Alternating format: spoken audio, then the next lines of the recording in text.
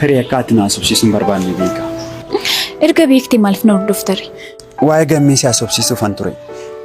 Waa'ee taati sireeraatu haasofte sifi wayyu? Inni sobadha. Maaltu sobadha?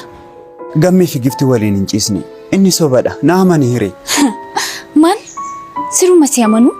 Oduu sobaamtee gammee deggara boolla qililleetti nu naqxe. Dirmaa wayii amma immoo keessi amanu? Duruma qo'annaa sababa godhachuun akka gammeen eenyummaa dura hin qabne uffatee akkanatti dhiyaatuuf madda yaadicha akka taate si yaadachiisu? Dubbadhu ka si yaadachiisu? Isa kana godhe sababaan si jaalateef akka yaada furmatatti. Yoon balleesse moo dhiifama? Ati nama araada na duude kan tamboo fi jimaan man'eesi keessatti ijaarrateera. Waan gaarii kamtu sirraa mul'ataafan si amana. Akka barbaaddetti yaaduu dandeessa. Waan hundaaf waan tokko sitti hima. Yeroodhaaf firii sin amanii. Maal? Maal jettee gurbaa? Mucaa suba hin beekne suba barsiistee gingilchaa akkuma sagoote amma moorii akurraa addana baasuufi? Firii yeroodhaas jijjiiramteetti. Firiin ishee akka durii miti. Kanaaf asiin jedhe. Hin qaanufne wayitee ati.